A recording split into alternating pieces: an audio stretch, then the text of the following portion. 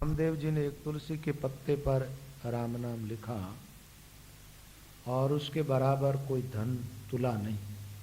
इसका मतलब भगवान के नाम का बड़ा भारी महत्व है, नाम की बड़ी महिमा। देखो राम जी को तो अपन ने देखा नहीं, साधक पहले तो राम जी का विश्वास करके नाम जपता है और नाम जप करने से राम जी का अनुभव हो जाता है। इसका मतलब ये भगवान का नाम हमें भगवान से मिलाता है। तो नाम का महत्व तो भगवान से भी ज्यादा बता दिया संतों ने। ज्यादा इसलिए बता दिया, भगवान महान तो है, देखो नाम से नामी की महिमा ज्यादा ही है, इसमें तो कोई दो राह नहीं, लेकिन वो तो हमें तो मिलता ही नहीं है ना। हमें मिलाने वाला तो नाम है, इसलिए हमारे लिए नामी से नाम बड़ा हो। दूसरी बात एक और है कि अपने को कोई गांव जाना हो ना तो पहले उसका नाम याद करना, बिना नाम कहां जाओ। अब किसी से पूछो कि मेरे को कहीं जाना है तो वो पूछेगा भाई कहां जाना आप जगह का नाम बताओ, फिर हमें एड्रेस बता देते हैं। आप कहोगे नाम तो याद ही नहीं है। अब नाम नहीं है तो कहां बताएंगे, बताने वाला भी। और नाम है तो आदमी कहीं भी पहुंच जाता है। एक बात है, सही एड्रेस आपके पास में है, आप कभी बंबई गए नहीं, लेकिन जाओ तो उसके आधार पर धीरे धीरे वहां पहुंच सकते हो। तो नाम की बड़ी महिमा बताई है। और एक ध्रुवदास जी करके संत हुए, उन्होंने इसी प्रसंग के अनुसार एक छंद लिखा जो यहां भक्तमाल में उन महापुरुष की बात को लिया है कि मेरु सम हेमदान, सुमेरु पर्वत के जितना कोई सोने का दान कर दे, रतन अनेक दान, और सोने के अलावा जो कीमती रत्न, हीरे पन्ने माणक मोती इत्यादि, इनका भी दान करे। गज दान, देखो अब भी इस जमाने में तो गाड़ी की बात आ जाती गज की जगह। गज का मतलब सवारी का दान, और वो जमाना था, शायद ये महात्मा थे उस टाइम गाड़ियां नहीं थी, उस टाइम सवारी के लिए हाथी और घोड़े। अब उसमें सवारी में सबसे उत्तम सवारी किसकी मानते थे? हाथी की। हाथी के उतार में घोड़ा, घोड़े के बाद में नंबर आ जाता ऊंट का। और ये खच्चर गधों की सवारियां तो बेकार है, ठीक है। ये तो आजकल आप लोग तीर्था में जाते हो, जब करते हो, जहाँ चढ़ना होता है ना, चढ़ा नहीं जाता, फिर खच्चर पे बैठ के चलो। रतन अनेक दान, गज दान, भूमि दान। एक बात है, पृथ्वी के दान का भी बहुत बड़ा महत्व है शास्त्रों में। भूमि दान, अन्न दान करे, अन्नदान की भी बड़ी महिमा। एक बात है, दान के बारे में भी कुछ बातें समझने के लायक होती है। दान की जहां बातें आती हैं शास्त्रों में इस प्रकार आती है, ग्रीष्म काले तक्र दानम, वर्षा काले च मंदिरम, शीत काले वस्त्र दानम, अन्न दानम च सर्वदा। क्या बात है? ग्रीष्म काले तक्र दानम, गर्मी हो, गर्मी के अंदर छाछ के दान का बड़ा महत्व। छाछ हो, लस्सी हो, ऐसी चीजें जो है ना, उनका विशेष महत्व है। क्यों? सीधी बात है भाई, गर्मी जब ज्यादा होती है तो ठंडी चीज का महत्व ज्यादा है। ग्रीष्म काले तक्र दानम, वर्षा काले च मंदिरम। और वर्षा के समय मंदिर का मतलब होता मकान, मकान के दान का ज्यादा महत्व है, मकान की जरूरत पड़ती है। शीत काले वस्त्र दानम, सर्दी के अंदर वस्त्र का दान करना चाहिए, कम्बल इत्यादि का। मैंने देखा एक हरिद्वार में आश्रम है, हर साल वहां हजारों कंबल दान में दी जाती है सर्दी के समय। जैसे दीपावली से आगे जब ठंड आती है, उस स्थान का नाम भी ऐसा है, गीता आश्रम है, गीता कुटी ऐसा कोई नाम है हरिद्वार। वहां रोज एक टाइम संतों को बैठ के भोजन करवाते और रोज के 500-700 साधु भोजन करते थे। गौशाला भी है, बढ़िया भोजन बैठा करके, ताकि जगह भिक्षा तो हरिद्वार में बहुत सारे आश्रमों में मिलती है। तो वहां जब सर्दी का मौसम जैसे आता है ना, सर्दी का टाइम, उस समय कुछ दानदाता लोग पहुंच जाते वहां, और जितने साधु आते हैं उन सबको। और हरिद्वार में कोई रहने वाला साधु उसके पास कम्बल आदि ना हो, उस स्थान में जाओ और वो महंत जी को बोल दो कि हमारे पास कम्बल नहीं है, वो दे देंगे, ले जाओ। ठीक, उनके पास भी आती रहती है लोगों से, और बांटते रहते। सर्दियों के समय में ऐसे चलता। तो सर्दी के समय में वस्त्र, कम्बल इत्यादि के दान का विशेष महत्व है। लेकिन एक बात बता दी, अन्न दानम च सर्वदा, अन्न का दान तो आदमी को हमेशा करना चाहिए, हमेशा। क्यों? अन्न से आदमी जिंदा रहता है। जीवता आदमी रहेगा तो बहुत कुछ काम कर सकता है। एक बात है, आदमी जिंदा रह जाए तो भजन भी कर सकता है, मर ही गया तो फिर तो कुछ भी नहीं कर सकता ना। तो आदमी को जिंदा रखने वाला अन्न है। अन्न के साथ साथ शिव पुराण के अंदर एक कथा आती है जिसमें जल दान का भी बड़ा महत्व, जल के दान। एक बात है, अन्न बिना तो शायद आदमी लगभग 3 महीने तक जीवित रह सकता, मरे नहीं। 3 महीने अन्न नहीं खाया ना तो भी आदमी जिंदा रह सकता है, लेकिन बिना जल तो 3 दिन नहीं रह सकता। तो इस शरीर को जिस चीज की ज्यादा आवश्यकता है उसके दान का उतना ही ज्यादा महत्व बताया गया। तो महात्माओं ने कहा भाई अन्न दान हमेशा करते रहो। एक बात है, अतिथि आते हैं, आजकल कई बार ऐसे प्रश्न आते हैं, बोले महाराज जैसे कोई अतिथि आता है, आप कहते हो अतिथि सत्कार करना चाहिए, और वो उलझन बड़ी पैदा कर देता है। जैसे कोई आदमी आया, उसको अपन ने सत्कार किया, वो कहता मुझे ये चाहिए, ये चाहिए, ये चाहिए।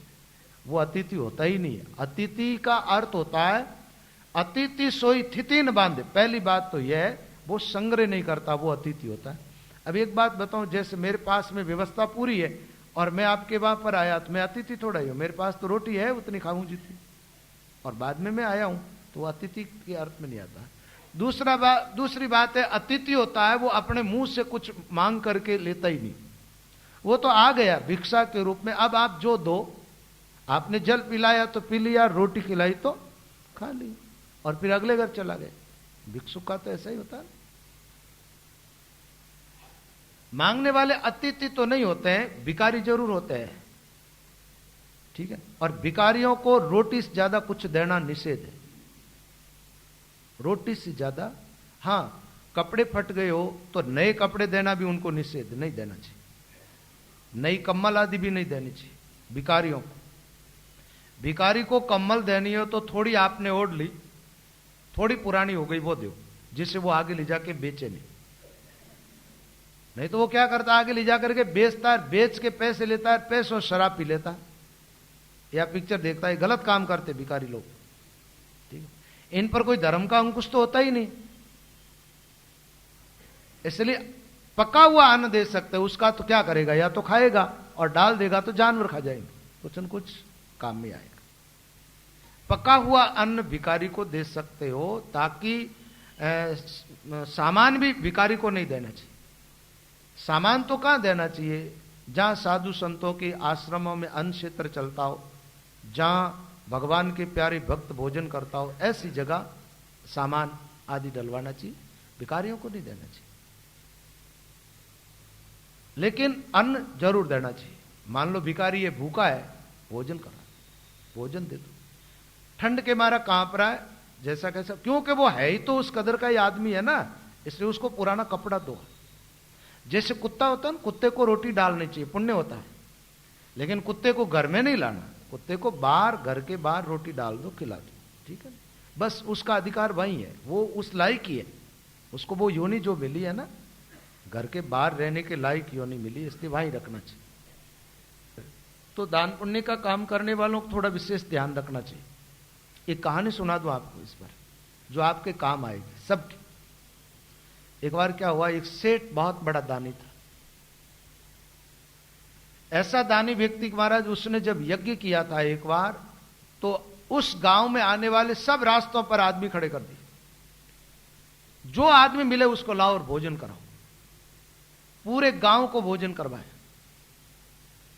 और अन्नदान का बड़ा महत्व है महाराज, भोजन कराने का तो शास्त्रों में विशेष महत्व है। अब वो क्या करता है कि जिसको भोजन कराता है, प्रसाद पाने के बाद वो जाता है ना, तो प्रसाद देता है एक बहुत बड़ा लड्डू उसको, जिससे एक टाइम का भोजन और हो जाए। अब उस लड्डू के अंदर एक सिक्का, 1 रुपया डाल करके देता था, गुप्त दान जिसको कहते हैं। ये गुप्त दान का महत्व इन अर्थों में कि जो व्यक्ति गुप्त दान करता है ना, अचानक उसको धन मिलता दूसरे जन्म, अचानक। जैसे आप देखते हो कई बार जमीन खोदीर मिल गए, और कई बार महाराज भाग्य में नहीं होता ना, जैसे गुप्तदान नहीं किया हुआ, जमीन खोदो, उस जमीन में धन है तो कोयले बन जाएंगे, हांडियां निकलेगी लेकिन भीतर कोयले निकलेंगे। ऐसा कई बार सुनने को मिलता है। बोले महाराज बर्तन निकला और बर्तन के अंदर कोयले, तो कोयले डाल करके बर्तन जमीन में थोड़ा ही डाला था किसी ने, आपके भाग्य में नहीं था इसलिए वो कोयले बन गए। तो गुप्त दान कर रहा। इधर क्या हुआ, एक शिकारी व्यक्ति एक हिरणी के पीछे भाग रहा था। वो हिरणी आगे दौड़ रही थी और वो उसको मारने के लिए पीछा कर रहा था। तो गेले पर खड़ा आदमी ने कहा, भले आदमी आज इस जीव के पीछे क्यों भाग रहा? बोले हम सब भूखे हैं और इसको मार के खाएंगे। बोले आज तो सेठ भोजन करा रहा है, बढ़िया से बढ़िया भोजन मिल रहा खाने। एक बात बताऊं, आप लोगों के सामने रोज बढ़िया भोजन आता ना, अरुचि हो जाती, भाता नहीं। लेकिन जिसको नहीं मिलता महाराज, उसको ऐसा भोजन कराओ तो बड़ा रस आता भोजन, मीठे भोजन। आपको तो पता होगा, गांव के अंदर रहते थे ना, जब कहीं कहीं मृत्यु भोज होता ना, तो 5-5 कोस चले जाते थे जिम बारे वास्ते, जाते ना। तो जीवने का बड़ा शौक होता था लोगों, और शरीर पचाता भी था। उससे कहा कि सेठ यहां बढ़िया भोजन करवा रहा, आज इस हिरणी का पीछा छोड़ दे तू। वो मान गया और कहा तेरे परिवार से चल, वहां कोई किसी का भेदभाव नहीं है, जो भी आए सबको खिला रहा। कंजर था, पूरे परिवार के साथ वहां पहुंच गया, सबने भोजन पाया, एक एक लड्डू मिल गया, और क्या चाहिए उनको। लेकिन महाराज कहावत है ना, काले नाग को दूध पिला दो तो वो तो जहर ही उगलता है, दादू दूध पिलाइए विष और विष कर ले। अब महाराज भोजन पा करके निकला, क्या कुमति आई, बोले अब वो हिरणी धूप में कहीं न कहीं कोई पेड़ के नीचे पड़ी होगा नींद में, अब मैं अचानक जाके मार दूंगा। भाई सेठ भोजन तो करा सकता था, लेकिन उनके विचार कैसे बदले। गया वो आदमी और सोई हुई हिरणी को मार डाला। उस हिरणी ने शाप दे दिया, किसको? सेठ को, कि भरपेट के तुझे जिसने भोजन कराया उसकी संपत्ति नष्ट हो जाए। वो तेरे को भोजन नहीं कराता, तू मुझे नहीं मार सकता, क्यों? मैं भाग जाता, पकड़ाती नहीं तेरे। इधर सेठ को हिरणी का शाप लगा, इधर ये कंजर ने क्या किया महाराज, वो जो रुपया निकला ना लड्डू के अंदर से, 8-10 तो होंगे ही, इनके बच्चे भी ज्यादा होते हैं। उसका एक कारण और होता है, ये लोग तामसी होते हैं। जिनका आहार तामस होता है ना, उन लोगों के जीवन में काम वासना की उत्तेजना ज्यादा होती। इसलिए हमारे साधु संत लहसुन प्याज आदि ऐसे तामस जो पदार्थ है ना, उन पदार्थों का निषेध करते हैं। पहली बात तो खाओ मत, खाओ तो कम से कम यूज में लिया करो, है ना। आप देखना सात्विक लोगों की संतानें कम, इस बात को तो आप जानते हो। ब्राह्मण समाज है ना, सतयुग से ही ब्राह्मण थे, बताओ है कितने से, क्योंकि इनमें सात्विकता ज्यादा थी, इसलिए संतानें कम होती थी। ठीक है, तो ऐसी और भी बहुत सारी बातें, उधर मैं ज्यादा गहराई में नहीं जाऊंगा। तो ये तामसी जो लोग होते हैं, आप देख लो जितने भी तामसी जीव है, शूद्र लोग, ज्यादा मिर्ची मसाले ऐसी चीजें खाते हैं, वो लूका सूखा, उनके टाबर 8-8 10-10, और होश भी रखते नहीं है वो लोग, संयम नाम की बात चीज ही नहीं। तो हुआ ये, पूरी फौज के साथ जिम करके गया, लड्डू मिल गया तो रुपया 8-10 तो हो ही गया बोला। उन रुपया से क्या किया, उसने सूत खरीद लिया महाराज। अब सूत खरीदा और एक जाल बना लिया, और रोज जाता नदी के अंदर मच्छियां पकड़ता जाल से। रुपये किसके हैं? सेठ जी के। इधर महाराज ये सेठ का पाप बढ़ने लगा, सेठ एकदम रोड पर आ गया, कंगला हो गया, पूरा बर्बाद हो गया, कुछ भी नहीं बचा उसके।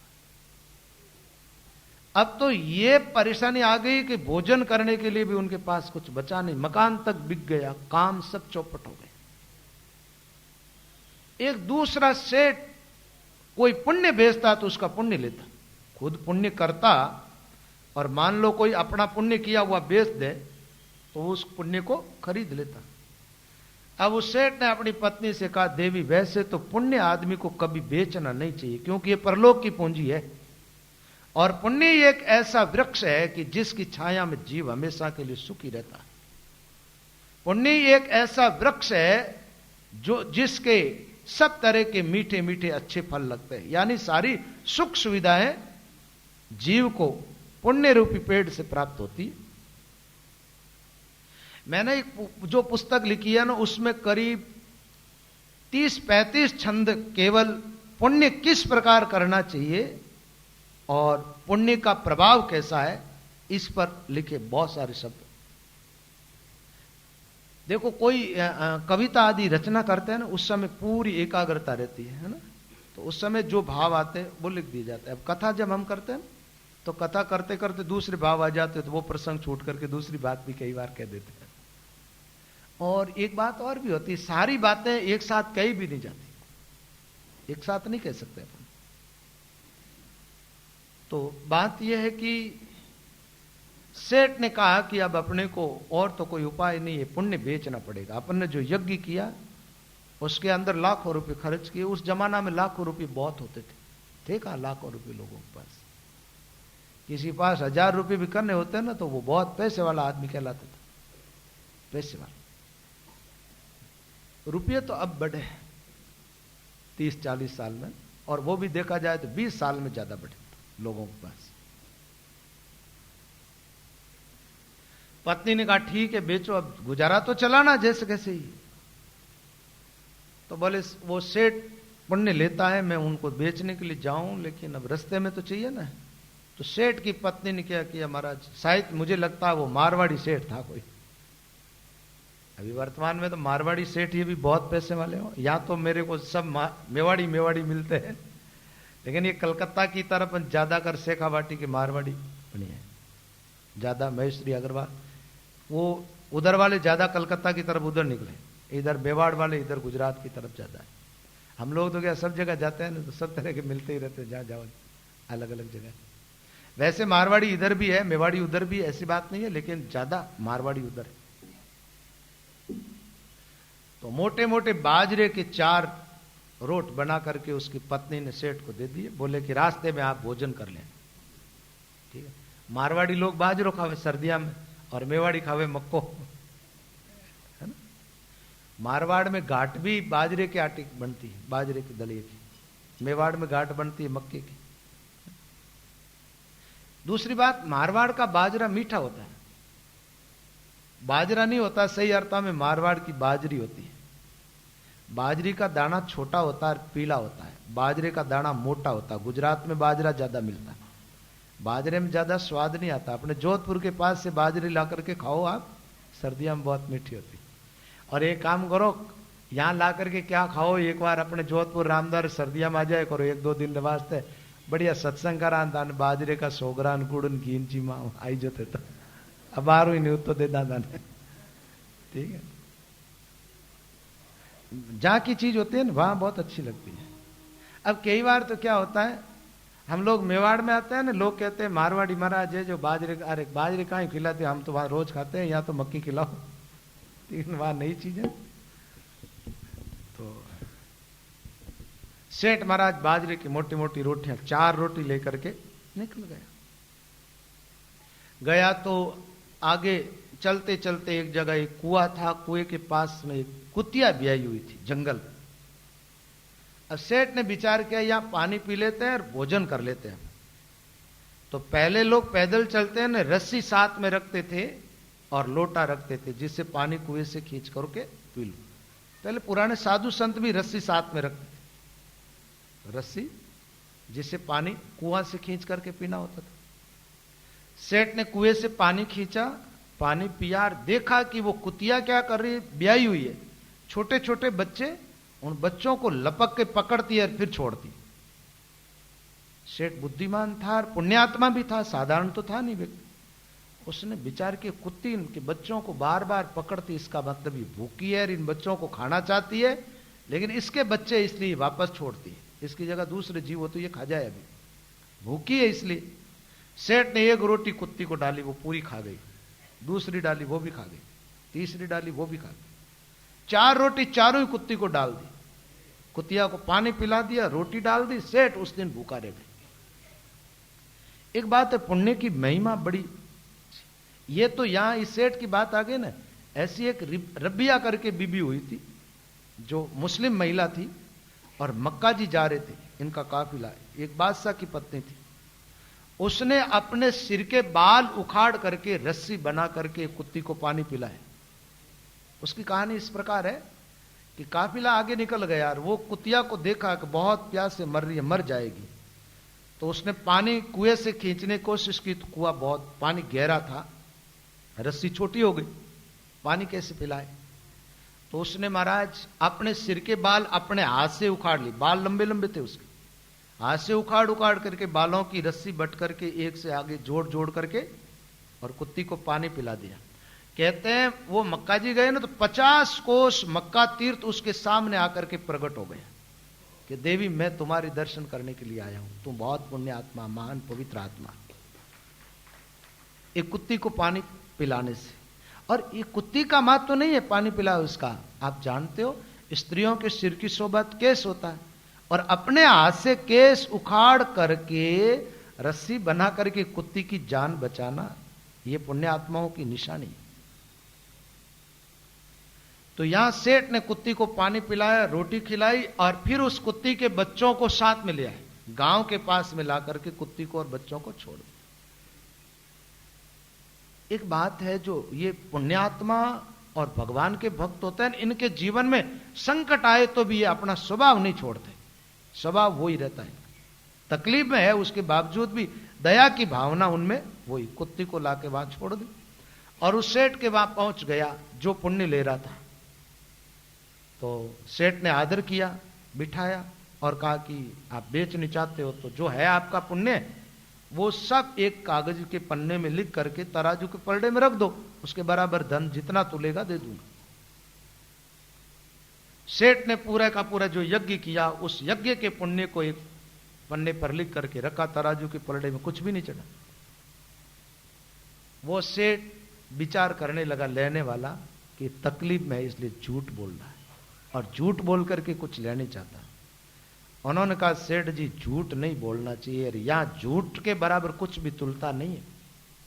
सेठ ने कहा मैं झूठ नहीं बोल रहा हूं, मैंने यज्ञ तो किया है, लेकिन अब वो लगता है कि मेरा पुण्य वो नष्ट हो गया कोई न कोई कारण बस, इसलिए कुछ भी नहीं चढ़ रहा है।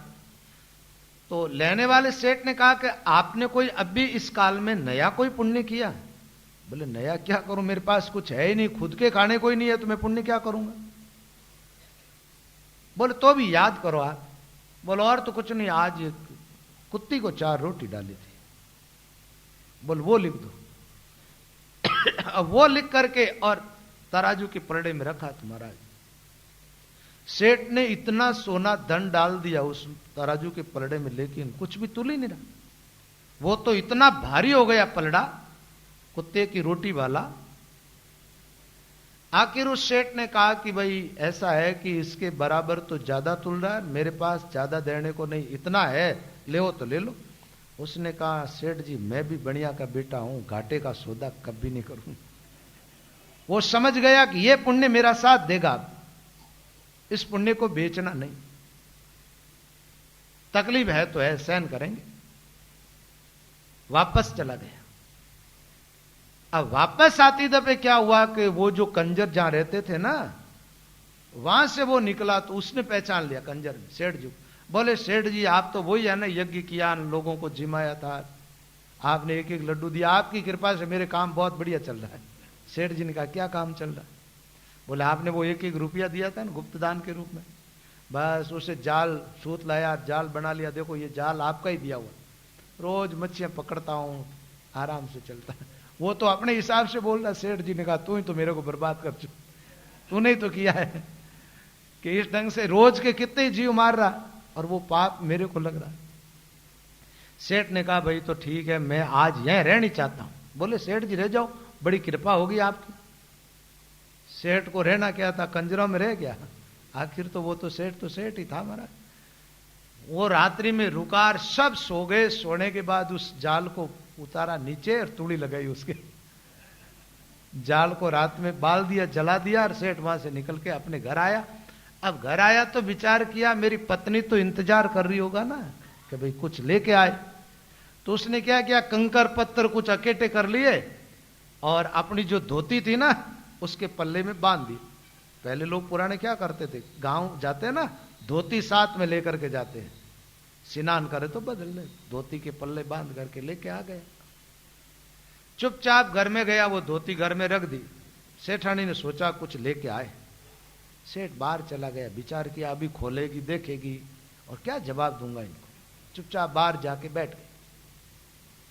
और बाया की तो आदत में महाराज पति की लेन आवे पचे संभाले नहीं गई, तो कभी वही नहीं। सेठ जी बाहर गया, जब तक तो सेठानी गई और जाकर के खोल के देखा तो लाया तो कंकर पत्थर था, लेकिन हीरे पन्ने हो गए उसके, क्योंकि वो कुत्ती को जो रोटी खिलाए ना उस पुण्य ने जोर मारा उसका। और वापस वो धीरे धीरे सेठ आगे बढ़ा, माला माल हो गया। तो ये कहानी मैंने आपको किस लिए सुनाई? पात्र कुपात्र, आतर पात्र और कुपात्र दे कुपात्र टाल, मुरली दत्तब कीजिए तो कीजिए समय समाल, कीजिए समय समाल कीर कुत्ती की देखो।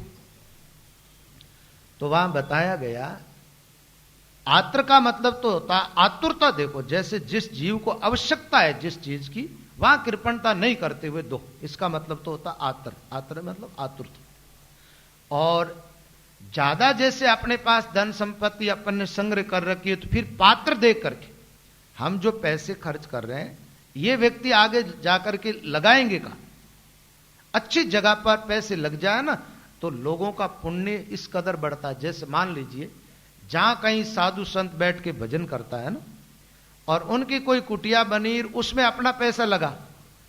अब एक साधु भजन कर रहा है, दूसरे साधु भजन कर रहा है, वहां जितने लोग भजन करते रहेंगे ना उस भजन का पुण्य उन जीवों को मिलता रहेगा। किनको? जिनके पैसे वहां लगे। अब दूसरी बात, जैसे जो महात्मा लोग भजन साधन करते हैं वहां क्षेत्र के अंदर अपन ने पैसे लगाए, अपने घर का अन्न खा करके जो भजन कर रहे तो वो लाभ आपको हो जाएगा। जहां मान लो कि जैसे सर्दी के अंदर साधु संत भी तो कम्बल इत्यादि ओढ़ के ही तो बैठते हैं ना, अब वो अपने घर की कम्बल, और आप जानते हो कम्बल तो 1-2-4 साल चल जाती, और वो ओढ़ करके भजन करेगा, उसका पुण्य किसको मिलेगा? उन्होंने।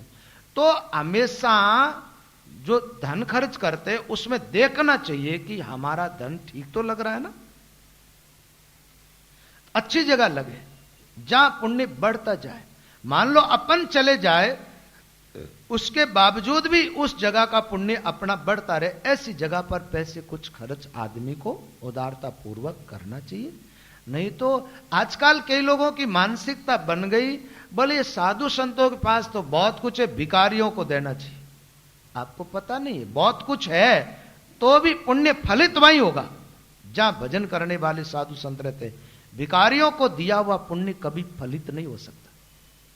कई लोग कहते हैं ब्राह्मणों को क्या दे, इनके पास तो बहुत कुछ है, भिखारियों को देना। आजकल ज्यादा लोगों की सोच ये बन गई भिखारियों को देने वाली, इसलिए तो भिखारी करोड़पति निकलते, मरने के बाद करोड़ों रुपए निकल जाते भिखारियों के पास। कई बार ऐसी बातें आती है ना, अखबार में छपती है। भिखारी को दिया हुआ धन पुण्य नहीं होता है, भिखारी को धन देना और घी को राख में ढोलना एक ही बात है। एक बात बताओ, राख में ढोला हुआ धन घी कोई काम आता है क्या? किसी को खिलाया तो काम आ जाएगा, राख में डाल दिया कोई काम का। इसलिए ये सोच बदलो थोड़ी। जैसे मान लो कोई कर्मकांडी ब्राह्मण है, उसकी जीविका केवल कर्मकांड के आधार पर चल रही है और कोई वो नौकरी नहीं कर रहा, दूसरा काम नहीं कर रहा, उस ब्राह्मण को देने का बड़ा भारी पुण्य होता है। ठीक है, भारी पुण्य होता है। ब्राह्मणों को बिचारों को क्या करते, कई बार अन्याय करते। कई ब्राह्मण कहते हैं महाराज पंडिताई का काम करे क्या, लोग क्या करते काम करवाते 4 दिन और जितने मजदूर मेहनत करते उतने ही पैसे हमें नहीं मिलते उसमें, हमारे बाल बच्चे हैं, ठीक है ना, और घर बार लेकर के चल रहे हैं, इसलिए हमें मजबूरन नौकरियां करनी पड़ती है, दूसरा काम संभालना। इसलिए तो आप देखो ना अभी कहां वेद पाठी ब्राह्मणों की बहुत कमी आ गई।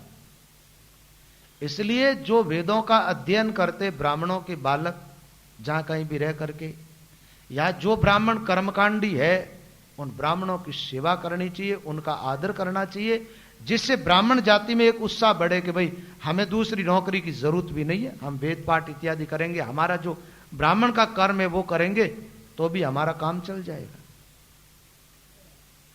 और एक बात और बता दूं आपको, जैसे आप कोई भी काम करवा लेते हो ब्राह्मण से, और उसको संतुष्ट नहीं करते हो तो उसका फल आपको मिलता भी नहीं।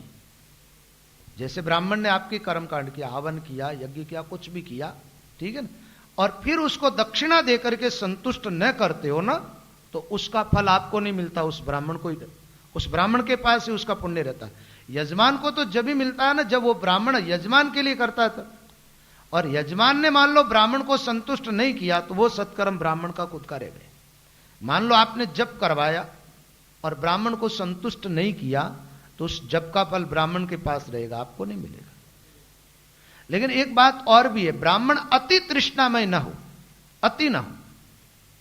मान लो यजमान ने अपनी क्षमता के अनुसार उसकी ठीक ठीक सेवा कर दी और उसके बावजूद भी वो मांगता है तो ये ब्राह्मण के लिए अच्छा नहीं। लेकिन पहले बात तो यजमान को ऐसा चाहिए कि ब्राह्मण को मांगने का मौका न दे। बोलो रहा। तो वैसे धन जो है वो ब्राह्मण, संत, गौ और पक्षियों की सेवा में लगा हुआ ही ज्यादा सार्थक होता है। और वैसे तो आवश्यकता अनुसार किसी भी जीव की सेवा करनी चाहिए, पशु हो, पक्षी हो। जैसे कुत्ते को रोटी डालना व्यर्थ नहीं होता, कीरी नगरा सींचना भी व्यर्थ नहीं होता, उसका भी बड़ा भारी लाभ होता है। और कई जगह ऐसा मान लो कि हमारा धन हम जिसको दे रहे हैं वो सही लगाएगा नहीं लगाएगा तो आप खुद लगा दिया करो। जैसे मान लो गौशाला में जाओ तो आप पैसे नहीं दे करके और एक गाड़ी चारा की डलवा दो। अब उस चारा को क्या करेगा, गौशाला वाले भेजते थोड़ा ही, गायों को ही डालेंगे ना, आपका पुण्य हो जाएगा। मान लो जहां कबूतरों को चुगाया जाता है वहां पैसे नहीं दो तो बोरियां डला दो अनाज की, अनाज तो पड़ेगा। जैसे साधु संतों के आश्रम में जाओ ना तो वहां रसोई दे दो, कम्बल कपड़े बांट दो, और भी जो आवश्यकता अनुसार जो काम आती है वस्तु संतों के वो बांट करके आ जाओ, बड़ा भारी लाभ होता है इससे।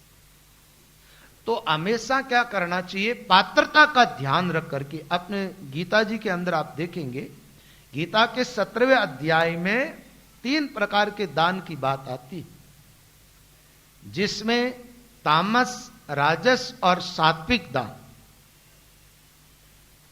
पूरे श्लोक मुझे याद नहीं है, लेकिन अब देखो कभी आ जाएगा तो बता दूंगा, अभी इस टाइम जबान पे नहीं आ रहे श्लोक। दातव्यम इति यद दानम दीयते अनुपकारिणे देशे काले च पात्रे च तत् दानम सात्विकम स्मृतम। यह सात्विक दान की बात है कि देना मेरा कर्तव्य है, कर्तव्य बुद्धि से दान करें। दातव्यम इति यद दानम दीयते अनुपकारिणे, जिसको हम दे रहे हैं उसके बदले में उपकार नहीं चाहिए, आवश्यकता अनुसार। कई बार क्या होता है, जिसको देते हैं ना उस पर एहसान जताते कि हमने ये ऐसा दिया है और ये हमारे काम आएंगे, ऐसी भावना हमारी नहीं होनी चाहिए। दे के भूल जाओ। अनुपकारी देशे काले पात्रे चे तत्दानम सात्विकम स्मृतम। देश देखे, देश का मतलब ये होता है जगह। जगह में देखो साधु संतों के आश्रम भी आ जाते हैं, तीर्थों की भूमि भी आ जाती है। अच्छे देश में किया हो, जैसे अच्छी भूमि में बोया हुआ बीज अच्छा फलित होता है ना, ऐसे अच्छी जगह दिया हुआ दान ज्यादा लाभदायक होता है। काल, काल का मतलब समय। समय में देखो ग्रहण इत्यादि का समय भी आ जाता है, और समय का वैसे देखा जाए तो प्रातः काल का समय ज्यादा उत्तम माना गया। देश, काल और पात्र, सत्पात्र को दान देना चाहिए, पात्र देख करके। इस दान को तो सात्विक कहा गया।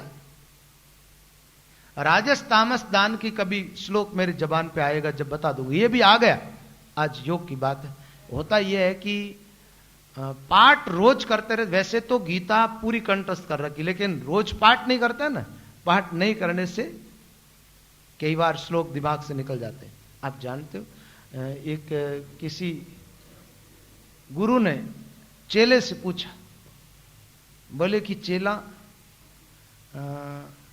पान सड़े, घोड़ा अड़े और खे में बाटी जल जाए, उसमें विद्या बिछड़ जाए, ऐसे 4-5 बातें।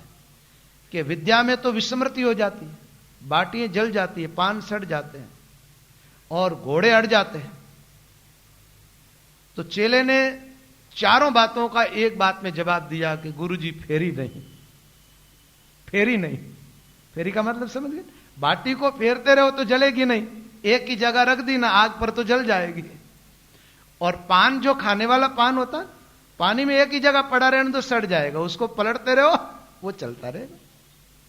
और घोड़े को अच्छी तरह फेरा हुआ है, मतलब घोड़े को चलाना जो होता है ना, उसको फेरते पहले, जब वो घोड़ा सही ढंग से चलता। और विद्या जो होती है ना, शास्त्र सुचिंतन पुण्य पुण्य देखी।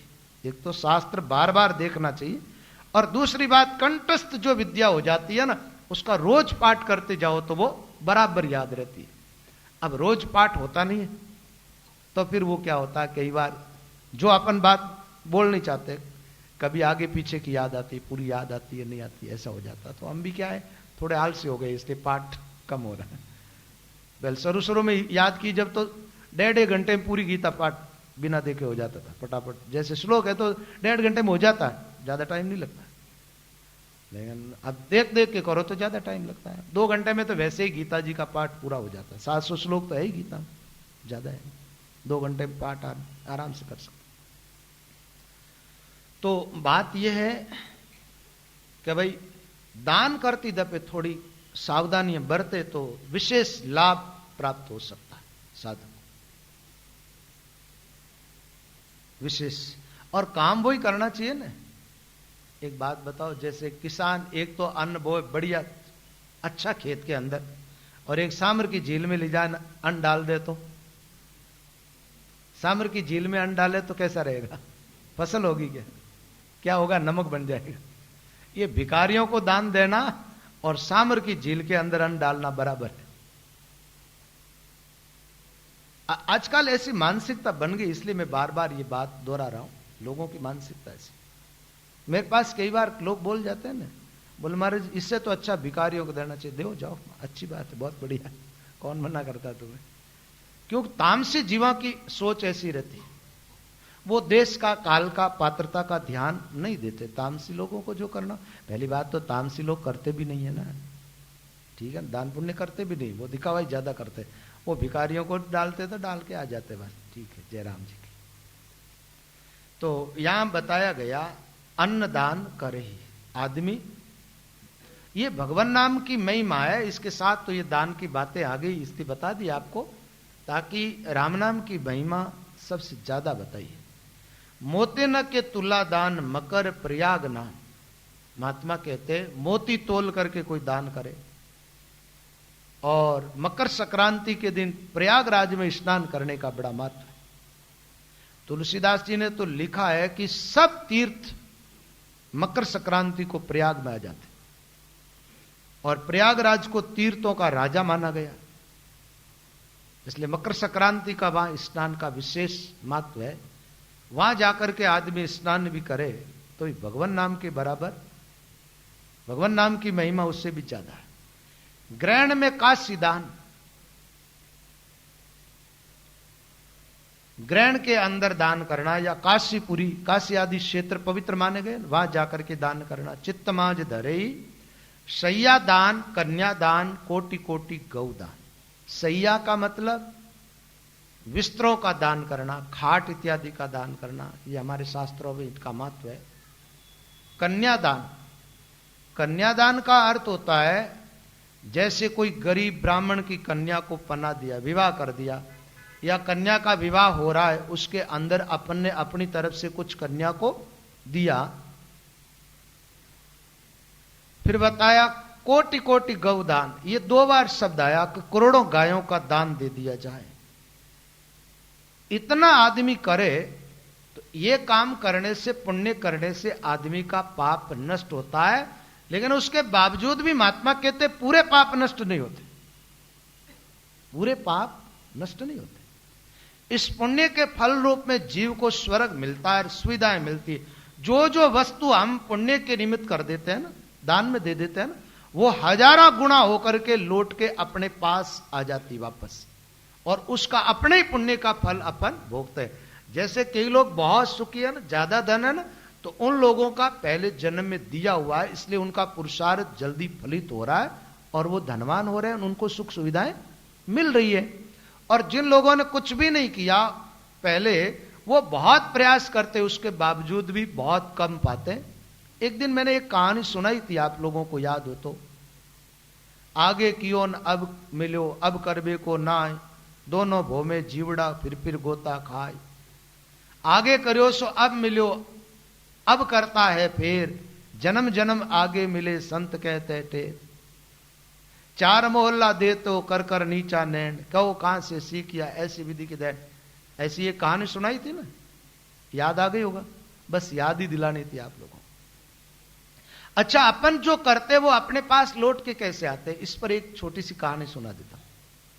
एक बार क्या हुआ, चार भाई थे, बहुत गरीब थे,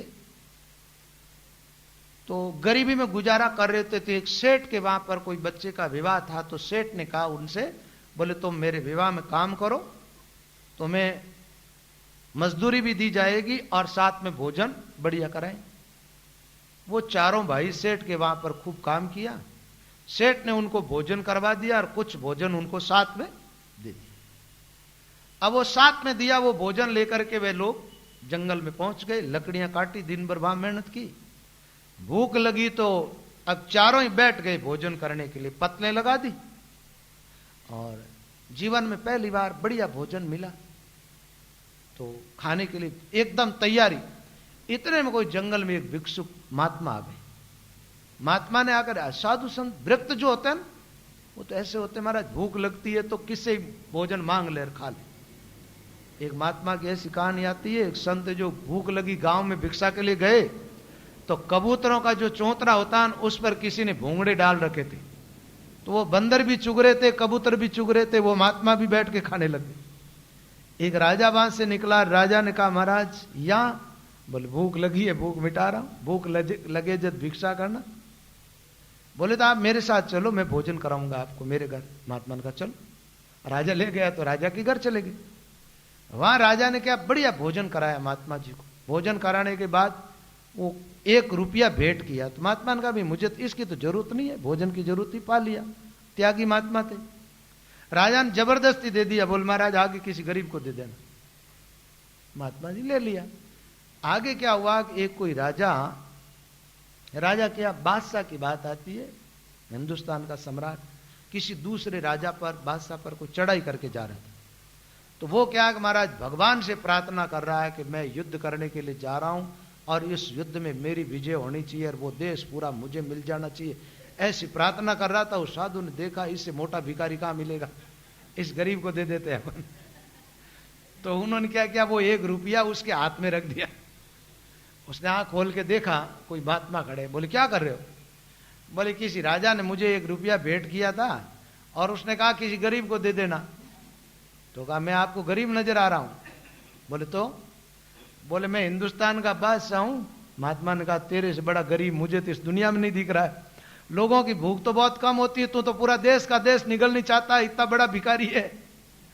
ठीक है ना, ये साधु बड़े अजीब ढंग के होते हैं महाराज। भूख लगे किसी से भी भिक्षा मांग लो, भिक्षा मांग ली जाकर के, अन्न सामने था मांग लिया। महाराज एक भाई को ऐसा गुस्सा आया, विचार किया इतने दिनों से बढ़िया भोजन मिला और पता नहीं ये कहां से आ गए। उठा करके एक पत्थर दे मारा, वो सिर में लगा, जो खून निकल गए। महात्मा फिर भी शांत खड़े। दूसरे ने कहा ये जीते ही मर क्यों नहीं गया, कहां को आया? उसने गाली बकी। तीसरा उठ करके खड़ा हुआ, उसने खून पोंछा और कहा रे शर्मानी चाहिए तुम लोगों को, रोटी दो न दो, ये पत्थर मारने की क्या जरूरत थी। उसने अपने भोजन में से आधा भोजन महात्मा को दिया, पट्टी की, और चौथा था ना, वो तो महाराज एकदम दया से उनका जीवन भर गया।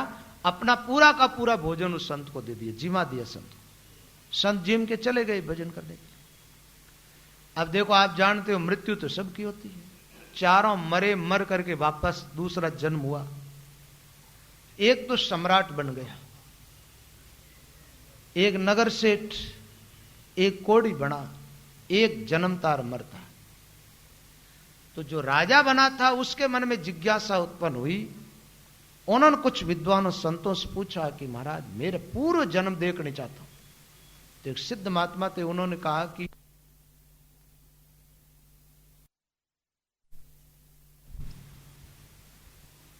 यहां गांव में जो कोड़ी आदमी है ना वो बता देगा। कोड़ी आदमी जन्म कोड़ी होता है ना, उसको पहला जन्म याद होता है, वो अपने पापों को याद कर करके भोगता है। राजा उस कोड़ी व्यक्ति के पास में जाकर के पूछा तो वो रोने लग गया।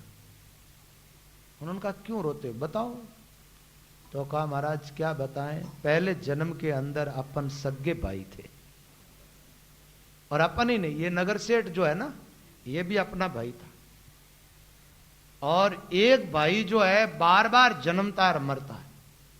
मां के गर्भ में आता है, जन्म लेते ही मर जाता, फिर मां के गर्भ में आता, फिर जन्म लेते ही मर जाता। संत को गाली दी थी और संत से कहा कि ये मर क्यों नहीं गया, काहे को है। तो उसका ऐसा पाप हुआ कि महाराज वो जन्मे मरे। आप जानते हो मां के गर्भ में यातना भोगे और पूरा जीवन मिले ही नहीं, फिर मर जाए जीव। कई बच्चे जन्मते मर जाते हैं ना, अपन सोचते हैं अपना बच्चा चला गया, आप नहीं जानते वो अपने ही कर्मों का फल भोग रहे जीव, पाप का फल भोग रहे। और कहा नगर सेठ ने आधा भोजन दिया संत को, वो नगर सेठ बन गया। पूरा भोजन आपने दिया, उस दिन आप भूखे रह गए थे, उस पुण्य के प्रताप से आप राजा बने। और मैंने संत के पत्थर मार दिया था, तो देख लो मेरे रोम रोम के अंदर से मवाद निकल रहा। तो जैसा आदमी कर्म करता वैसा फल उसको मिलता। एक ही मात पिता पुण्य, एक ही पेट के दोनों भाई, एक सुरंग तुरंग चढ़े, एक मांगत खाते भीख पराई। एक को गांव में नामन जानत, एक की देशम फिरत दुआई। माथे का लेख घटेन बड़े प्रभु, आपके हाथ की छात धराए। और लेख घटता बढ़ता नहीं है, लेकिन आप जानते हो भाग्य बनाता कौन है, आदमी खुद बनाता। एक बात का ध्यान रखना, जितना हो सके पुण्य का काम करते जाओ। ना कर सको तो कोई हानि नहीं है, लेकिन कभी किसी का तिरस्कार मत करना, और कोई करते हो तो वहां अड़वे मत बन जाना। दादू जी की वाणी में आता है, पापी पुण्य करे नहीं और करे न करवा दे, दादू अड़वो खेत में खावे न खावण दे। अड़वा किसको कहते हैं आप जान ले? किसान लोग खेत के अंदर एक आदमी बना देता अड़वा, उसको देख करके जानवर खेत में नहीं जाए। अड़वा तो कुछ खाता नहीं है और अड़वा खाने भी नहीं देता है। पापी आदमी स्वयं तो पुण्य करता नहीं है, और कोई करता है तो भी गलत माहौल बना देता है ना, भ्रांतियां पैदा कर देता है। क्या मतलब है देने का, ऐसा बहुत सारी बातें बना लेता वो। तो ऐसी बातें नहीं होनी चाहिए। और जीवन जो जी रहे ना अपन, अपने से जितना बन सके परोपकार, अच्छा काम करते जाओ, लेकिन अनिष्ट किसी का मत करो, तिरस्कार किसी का। हो सके तो कर भला, वरना अपनी राह ले, ना किसी को तू सता, ना किसी की आह ले।